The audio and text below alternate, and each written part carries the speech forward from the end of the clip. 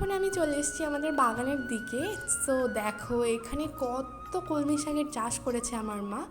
তো চলো এখন মায়ের কাছে যাওয়া যাক। মা তো অনেকক্ষণ আগেই বাগানের দিকে চলে এসে এই দেখো মাটি কোপানো শুরু করে দিয়েছে।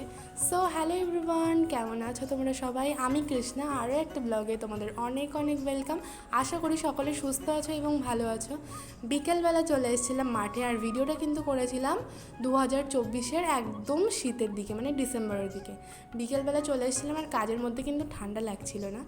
তো চলো এখন তোমাদের দেখাই যে এখানে কি কি গাছ লাগানো হবে। আর একটু আগে যে তোমরা একটা তাল গাছ দেখলে, ওটা কিন্তু একমাত্রই এত বড় জায়গার মধ্যে ওই একটাই তাল গাছ। ছোটোবেলায় একটা কবিতা পড়েছিলাম যে তাল গাছ এক পায়ে দাঁড়িয়ে, কিন্তু কোন ক্লাসে পড়েছিলাম না সেটা সত্যিই মনে নেই। যদি তোমাদের কারোর মনে থাকে তাহলে কিন্তু অবশ্যই আমাকে কমেন্ট বক্সে বলে যেও। এখানে এখন মাটি কোচানো যে হয়েছে, একদম কিন্তু ঝিরিঝিরি করে মাটি কোচাতে হয়েছে, কারণ এখানে বসানো হবে পেঁয়াজের দানা। আর পেঁয়াজের দানাগুলো এখান থেকে চারা তৈরি হলে তারপরেই কিন্তু পেঁয়াজ গাছটা লাগানো হবে। তোমরা পুরো ভিডিওটা দেখো, সবটাই বুঝতে পারবে। আর আমরা যেহেতু গ্রামেই থাকি, তাই কিন্তু সমস্ত কিছুই কিন্তু একদম ন্যাচারালি পাই, কারণ বাতাস, সবজি সবটাই। আসলে আমাদের এখানে সার না দিয়েও কিন্তু আমার মা অনেক সময় সবজি ফলায়, কারণ আমাদের আগে এখানে পানের চাষ হতো। এই যে বরজটা সামনেই দেখতে পাচ্ছ, তো এখানে এর সাইডেও গাছ লাগানো হবে। তোমরা ভিডিওটার মধ্যেই কিন্তু সমস্ত কিছু দেখতে পাবে। এখন এই যে মাটিটার মধ্যে আমার মা জল দিয়ে দিয়েছে, এইবার দানাগুলোকে ছড়াচ্ছে, কারণ জলটা দেওয়ার আগে যদি তোমার দানাটা দিত তাহলে কিন্তু মাটির ভেতরে সমস্ত দানা চলে গিয়ে কিন্তু পোকা দেখে নিত।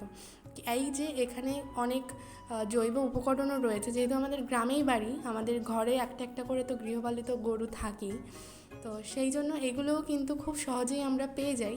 এখন আমার মা এই গোবরটাকে গুলিয়ে ফেলেছে, আর জলটা দিয়ে ভালো করে, বেশ অনেকটা গাঢ় করা হয়ে গেছিলো বলে জলটা দিয়ে অনেকটা পাতলা করে দিয়েছে। আর অনেকটা যেহেতু জায়গা, সেই জন্য সমস্ত জায়গাতেই তো দিতে হবে। আর দেখো একজন আমাদের গ্রামের পাশে একটা, মানে আমাদের বাড়ির পাশে একজন চলে এসছে, এই যে কলমি শাকের ক্ষেতটা দেখালাম তোমাদের একটু আগে, এই শাকগুলো তুলতে এসছে। আসলে এত এত হয়েছে যে কি বলবো, সবাই কিন্তু মোটামুটি তুলে নিয়ে যায়, যেহেতু এটা কিন্তু একদমই সার ছাড়া ন্যাচারালভাবেই বেড়ে উঠেছে।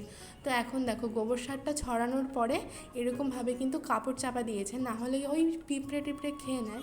আর এখানে দেখো এই যে ছোট্ট জায়গাটার মধ্যে এই যে দানাটার নাম কি বলতে পারবে? যদি কেউ জেনে থাকো অবশ্যই কিন্তু কমেন্ট বক্সে বলে যেও। এটা পুরো জিরের মতো দেখতে, সাদা জিরের মতো, কিন্তু না, এটা হচ্ছে কি গাজর দানা। আমিও প্রথমবার দেখে সত্যি অবাক হয়ে গিয়েছিলাম। তো যাই হোক, এখন আমি মাকে বললাম যে আমাকেও একটু দাও, আমিও একটু তাহলে ছড়াতে পারি। এই যে গাজরটা 2024-এই কিন্তু আমাদের প্রথমবারই হয়েছিল, আর এত সুন্দর হয়েছিল সত্যি, পুরো বাজারের গাজরের মতো। তারপরে যতই লাগিয়েছে সব কিন্তু খেতে গেলে যেরকম একটা হলুদের গন্ধ থাকে, ওরকমই গন্ধ পাওয়া গেছে। তো যাই হোক, এখন তো মোটামুটি খড় চাপানো হয়ে গিয়েছে, তার উপর সেমভাবে কিন্তু কাপড়ও দিয়ে দেওয়া হয়েছে। তো ভিডিওটা এই পর্যন্তই, কেমন লাগলো জানিও।